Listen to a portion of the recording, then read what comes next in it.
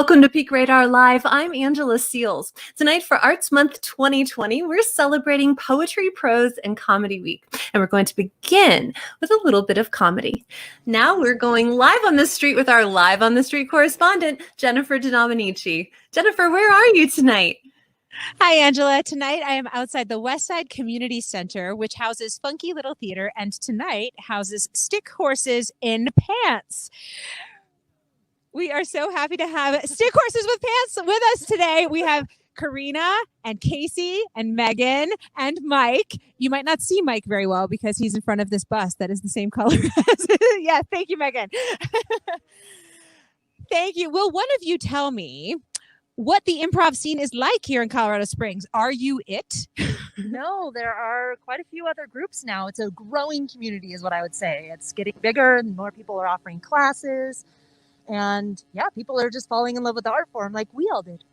But you're the best. That's the... We're the oldest. So we just last year celebrated our 15-year anniversary. So we're 16 this year, 2020. We can get our driver's license. Yeah. You can drive that bus. But our group has changed a lot in the last 16 years. We've kind of morphed with the improv sort of styles, and everything is, new and improved always. And are you the original members? No, we're not. I've been in it for 6 years now, and about 2 years, a year and a half, 2 years. A year and a half, I've been a part of this group. I started in California. Yeah. Fancy. Tell me what your shows are like. We're a family-friendly group, but we are also for the whole family. So don't be afraid to come and hang out with us, even if you aren't a small person or a big person. If you're a big person, definitely come and hang out with us because that'd be cool. I like big people. Well, for those of you who haven't seen the show yet, we are going to show you a clip right now. Okay, now we have the winter activity. What about a summer activity? What do you like to do summer? Tennis! That's a good one. Tennis! Oh, hi. Who's about hi? Oh, and the noise. Ooh. I sound like a convention of apes. All right. You need to talk during this game. Yeah, I know. Which Okay. one's to look at me first? Who's starting? Casey, start. Hey, look at me. I'm playing tennis. Hey, look at me. This is a humongous fly. Hey, look at me. I'm fighting, but I don't know how. Hey, look at me. I'm interpretive dancing. Hey, look at me. I know how to clean your window really good. Hey, look at me. I'm a Carolina Panthers fan.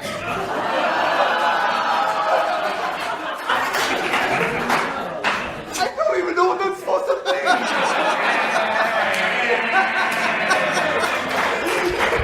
I am a Panthers fan. Chris and Janine. Oh, Chris and Janine. All right. Now I'm going to get what is something that you did or have planned this weekend? Hunting. Hunting. I haven't done hunting before with this, so let's do hunting. All right. So Janine, I'm going to have you start. That's the motion. And Janine, Why simplify? Let's just. okay. Janine, you start it off. Hey, look at me. I'm hunting. Hey, look at me. I'm really bad at tug of war. Hey, look at me. I'm putting on a bunch of hats. Hey, look at me. I am accepting a gift apprehensively. Hey, look at me. I'm fighting on Black Friday. Hey, look at me. I'm milking a tall cow.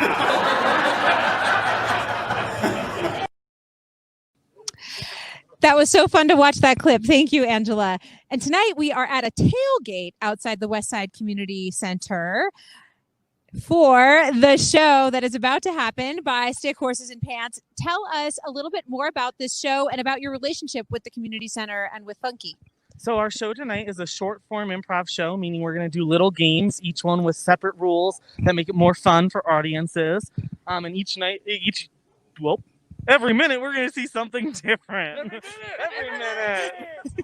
Yeah, and we like to say a huge thank you to the Funky Little Theater Company and the Westside Community Center for giving us the opportunity to perform here, partnering with us, and all the advertising and stuff that goes into that, and giving us an opportunity to perform live again because we've missed it like crazy.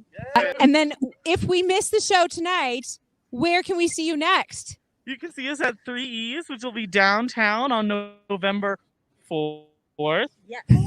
It's a brand new comedy club. We're super excited. They asked us to come and do shows there, and we'll have classes and workshops. Also, we have workshops going on here all the Thursdays in November, except for Thanksgiving, obviously.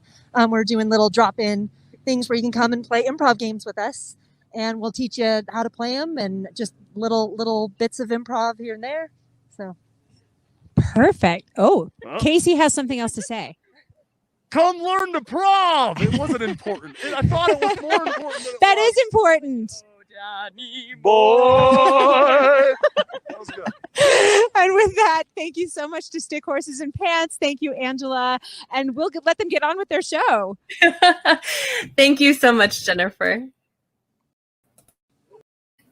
You just never know when you're interviewing a comedy improv troupe when they're going to break out in Danny Boy. I just love that.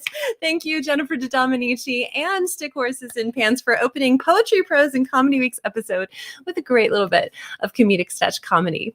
It would not be Poetry, Prose, and Comedy Week without our incredible Pikes Peak Library District. And my next guest is Amy Rhoda from the Pikes Peak Library District. Hi, Amy. How are you tonight? I'm great. How are you? Very well. Thank you. Welcome to the show. Thank you. I'm excited to hear from you a couple recommendations because I know we have a lot of great writers here locally, and Pikes Peak Library District is a great champion of local authors and local illustrators. Do you have some tips of some titles that our viewers might like to check out? Yes. We actually have, I have a number, but I'll narrow it down to just a couple. I'm sure you do. Yeah, so Barbara O'Neill is a local author, but she's also a New York Times bestselling author. And she has a recent book called The Lost Girls of Devon. And it's a lovely book set in Ireland. It's wonderful. Many of her past books are actually set in Colorado Springs, which is really fun. Oh, wow. So she's wonderful. Highly recommend her. In fact, the library had a presentation with her just a few weeks ago, and you can catch it on our YouTube channel. You guys have been doing a lot of really great virtual programming during the pandemic and serving the community in so many inspiring ways. So it seemed like a good moment to thank you for that. Yes, well, thank you. It's been lots of fun. And then just another quick title. This is maybe a little more for on the teen side, but anybody who loves sci-fi dystopia. We have a great up-and-coming young adult author who lives here locally, Kelly McWilliams, and her book is Agnes at the End of the World. And It's really fun and a great book, and I wouldn't be surprised to see her going places. Yeah, that young adult fiction is actually really popular for all ages of people. Absolutely. Love that genre. So thank you so much for those two really great suggestions. As I mentioned, the library's been doing a lot of programming this year. What are your next upcoming big things? Absolutely. So we have something actually coming up this Thursday. It's actually another author presentation, but not a local author. This will actually be Emma Donoghue. She's the award-winning author of Room, which was made into a movie a few years ago. But her latest book is The Pull of the Stars, and it's actually our All Pikes Peak Read selection, which we do every fall. So we invite the community to read the book and then actually join us for the virtual presentation on Thursday at 7 p.m. So that will be really fun. We're really excited to see her. And she published, the book just came out this summer.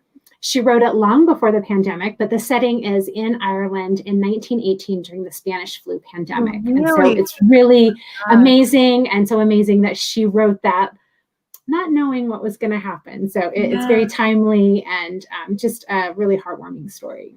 Yeah, what a great thing to be all reading together right now. A lot of people have been looking back at the Spanish flu of 1918 as an example maybe of what not to do and what to do, but also maybe to remind ourselves that we're not the first who've gone through a pandemic. And there's something reassuring about being able to imagine the fact that others have been through the same hard things. Right, right. So that's very timely. And then actually, just speaking of local authors, all through the month of November, we're going to be highlighting several local authors. On Saturdays, we'll be releasing just kind of almost like short book promotion videos that the authors themselves have produced. So look for that on Saturdays in November on our YouTube channel. Is that the Mountain of Authors? Yes, it sure is. It normally takes place in the spring, but obviously we postponed it since we weren't able to hold it in person, but we still really wanted to celebrate our local authors. And so this is kind of what we're doing in place of that. Fantastic.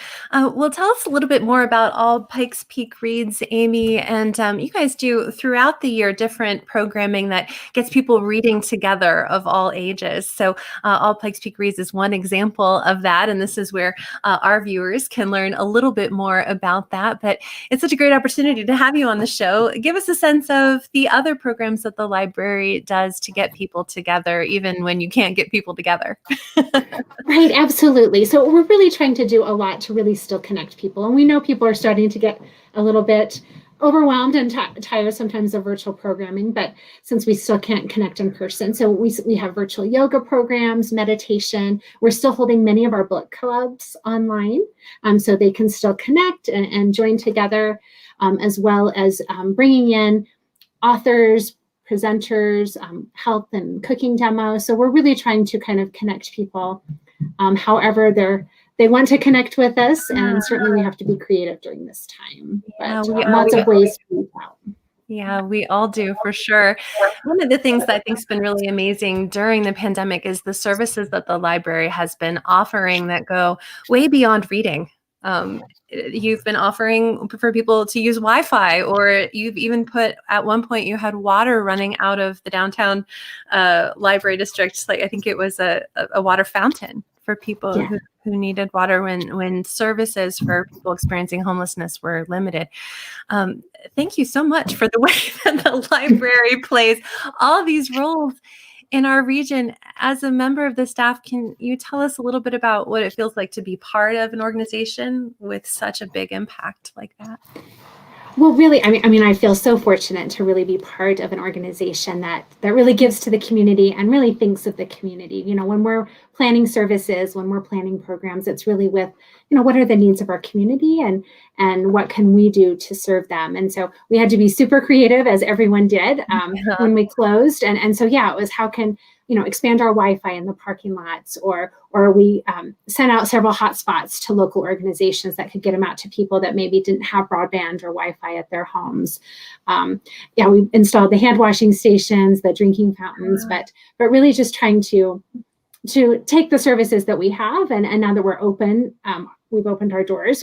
We're still not doing in-person programming, but certainly able to now offer a little bit more than during the closure. But I think really the idea is what can we do to help meet the needs? And sometimes it's partnering with other organizations, but really it means a lot to work for an organization that is really community-centered. Yeah, absolutely. Well, we have a few minutes, and I wonder if you have any thoughts about misconceptions that people might have about the library district. Like, are there services that you think a lot of people don't realize are there that you might want to make sure our viewers know about? Certainly. I mean, so we obviously have books, and we have hardcover books, print books, but we have ebooks. And I think even more people discovered ebooks during the pandemic. So the library certainly is a place for that. But we also have streaming video. We have streaming music. We certainly have ways to learn language, either coming in and checking out books and CDs, or actually using one of our online services if you're wanting to learn a new language.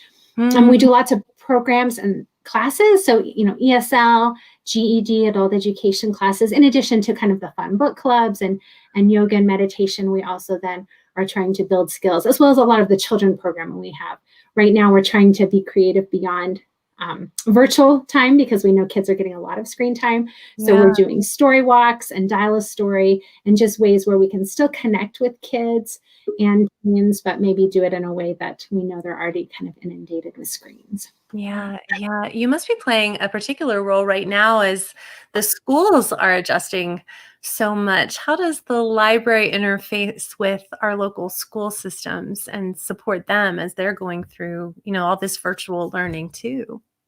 Absolutely. Our children's department and our young adult department has really been fabulous in forming partnerships with the schools, kind of finding out what they need, how we can help. We actually just had worked with D11 last year to get a library card for all students in D11, and now we're working with a couple of other local school districts as well, so that we can kind of help supplement the resources that the school has, but maybe now they can use the library. And certainly while we're not able to go to the schools and visit, which is something that we certainly do usually, we're still reaching out to teachers. Okay, what are they teaching? What do they need? And how can we help kind of bridge the gaps or provide the resources? So we really try to work together and certainly try to help them as well. And distance learning has been something that, we're trying to look for ways that the library can help with that. Yeah, absolutely. Well, Amy, Rhoda, thank you so much for joining us on Peak Radar Live. Again, if you're watching tonight and you're interested in checking out the book that they're reading for all Pikes Peak Reads, you can find it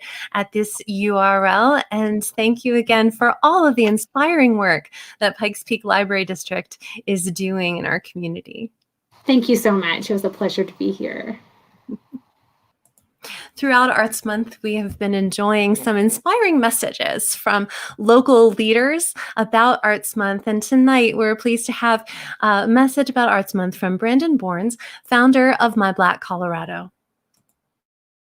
Since I was a kid, creative arts has been like therapy for my soul.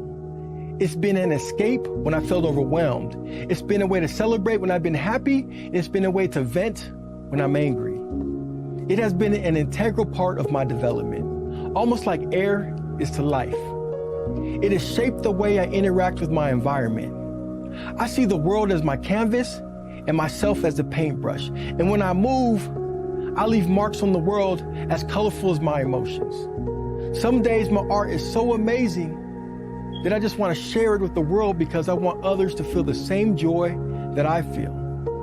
I believe God made us creative so we can enjoy all the nuances of life, so we can form something unique and creative from our own imagination and watch it impact the world. When I think about celebrating art for the month of October, it's more than celebrating the works of art. It's celebrating the gift that God gave us to create. Arts Month is a really special time, and it's a time when we do celebrate the gift that we all have to create. It's National Arts and Humanities Month, and we're very proud here in the Pikes Peak region to have such a robust celebration, even now, even this year in 2020. We hope that you'll have one new arts and cultural experience with your family or friends, virtually or in person, this October. Part of our special programming for Arts Month 2020 has been a new series of panels featuring local leaders called Community Conversations. Those have been unfolding throughout all of the weeks of Arts Month, 2 every week. And tonight, I'm very pleased to have with us one of the moderators of this week's panel for Community Conversations, Ashley Cornelius. Hi, Ashley. Hi, thanks so much for having me. Yeah, welcome to the show. So this week, let's see, you are hosting a panel on October 22nd, this Thursday at 3 p.m. called The Role of Intersectionality Within the Arts Community. And again, this is when people can catch that. You can watch Community Conversations on the Cultural Office of the Pikes Peak Region's Facebook page or YouTube channel. So Ashley, why did you choose this topic for your panel this month? Yeah, I chose intersectionality within the arts community because I think there's something so beautiful about telling the stories of our identities through art. And that's almost always woven into the ways that we express ourselves. And intersectionality is the ways in which multiple identities interact and intersect. And I thought it's so important that we not only address who we are, but the ways in which we show up in the world and how that interacts with our art. Well, it is such an incredibly timely topic. And it's something that we've all been thinking about a lot more. We opened Arts Month 2020 actually with the panel that you were on, the Art of Social Justice. And so I think it's wonderful that you took the opportunity with this panel for Community Conversations to go deeper and really look, especially within the world of poetry and identity, at how those things all relate. Will you tell us a little bit about your panel and who will be joining you? Yes, we have an incredible panel. They've sent over some questions that they'll have, and I will help moderate. We have incredible folks. We've got Michael Ferguson, who won the 2019 Artist of the Year for Poetry 719. Wow. We have Nico Wilkinson, who will be doing fantastic and is a core part of the poetry community here in Colorado Springs. And we also have Taisha Nativity, who is like foundational and also a big part of Inside Out. And then finally, we have Irina Amuzu, a UCCS student who is like groundbreaking and really my like hope for the next generation in terms of art intersectionality and that deep work we have to do in order to head towards change. Wow. Well, thank you so much. It sounds like a really inspiring panel. Can you give us a sense of what you hope that viewers will take away from participating in that conversation on October 22nd? Yeah, I really hope people start to understand that there's so many layers and aspects of the way that artists infuse their identities into art. And we often know that we have the visible identities, right? How we are identified or how someone might recognize us, but there's so many other layers. And this is an opportunity for folks to recognize how those layers show up, right? How we can start to tell the stories of our visible and invisible identities and look a little deeper into art, right? We can see pieces of ourselves in places that you wouldn't normally look. So I'm hoping that people really lean into these conversations and then lean into the art. I love that you can find pieces of yourself in places where you wouldn't normally look. I love that. Well, thank you so much, Ashley. Again, if you would like to participate in her creative conversation later this week, it is coming up on Thursday, October 22nd at 3:00 p.m. And that is the role of intersectionality within the arts community. Thanks so much, Ashley. Thank you. And we have the other host joining us now, too. We have Jenny Maloney. Hi, Jenny. Welcome to Peak Radar Live. Hi, thanks. Thanks so much. Happy to be here. So Jenny will be hosting a community conversation in just a couple days, writing strategies during times of crisis. Oh my gosh, what an interesting topic. And that is just one day before Ashley's on October 21st at 7 p.m. So Jenny, how timely. Why did you choose to host a panel about writing in hard times? So, one, it's really personal to me. I am a local writer, and I know that a lot of writers have been struggling with just all of the emotions and creating original content in a very stressful time period. There needs to be some way to address that, and I wanted to take a look at what some authors were doing. Yeah. Like maybe something you've been struggling to do. Have you been doing some writing also during a time of crisis? So I have, but when it initially, when the pandemic initially shut everything down, it shut down some projects that I was actively working on. I was working on a play for Springs Ensemble Theater, and I was right in the middle of the project and everything shut down, and suddenly what I was working on didn't feel relevant or important to say anymore. I mean, it was a comedy. It's something funny, but it seemed like humor had changed with the times too. Yeah. So it was hard to adjust and to recognize what was happening. So I had to put the brakes on, and that project was tabled. And I think that there are more writers out there who had a hard time trying to figure out, well, how do I move forward? And there were all these memes and things like Shakespeare wrote King Lear, during a plague time. But when you're worried about your safety and the safety of your family and society is struggling, it's really hard to believe that anything that you put on paper would be important. Yeah. I've heard that from other people in other disciplines in the arts community, that there was almost like a pressure to immediately be able to create out of this crisis in a way that was really relevant and transcendent or raw, and like not everyone reacts in that same way. And exactly. Sometimes you're like, how do I get groceries, let alone write an epic like King Lear, or comment intelligently on things that are happening when things are happening at such a fast pace. Yeah. Yeah.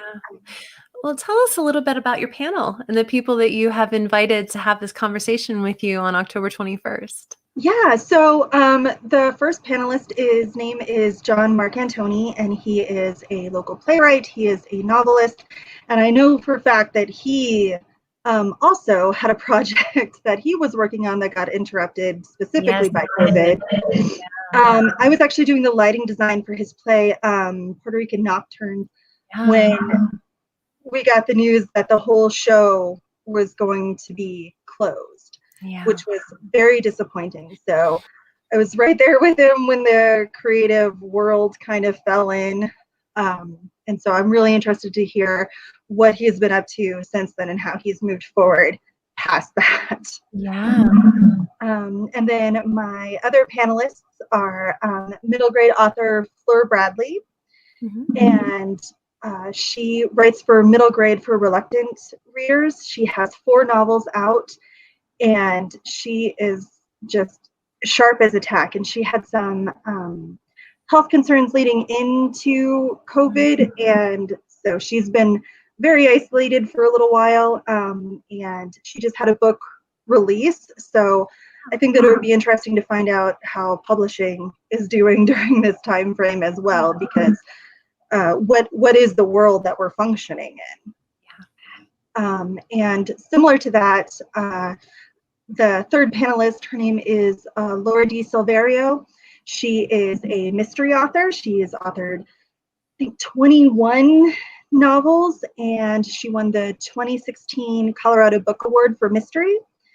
And she has a lot of insights, I think, into, again, publishing and the creative life.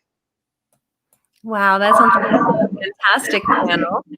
And we're so pleased to have such fantastic leaders in the literary arts world hosting creative conversations this week. Here on the comment thread, we've got people saying, it's Jenny Maloney, and Jenny's amazing, and the same kind of reactions for Ashley. So thank you so much for being one of the arts leaders who stepped up to moderate. Thank you. I appreciate that. And I just want to give a shout out to Ashley too, because originally I talked to her, but she was hosting another panel. So I wanted to get her insights for this very tough time as well, but I'm just going to have to pick her brain separately, I think. Yeah, trauma and the arts are an intersection. Exactly, it is. That she has a lot of expertise in, and yeah, she has a lot of wisdom too. But yeah, she's hosting the other one. So your community conversation is coming up on, where'd my mouse go, on October 21st here, Writing Strategies During Times of Crisis, and that'll be at 7 p.m. this Wednesday. Again, you can catch all of the community conversations on Cultural Office of Pikes Peak Region's Facebook page or on our YouTube channel. Thanks so much, Jenny, for joining me on the show. Thanks so much. And thank you for joining me on the show. I hope we do have one new cultural experience this week in poetry, prose, or comedy. I hope you've gotten inspired and that you'll tune in again next week when we start to celebrate music and dance together for our final Arts Month episode of Peak Radar Live.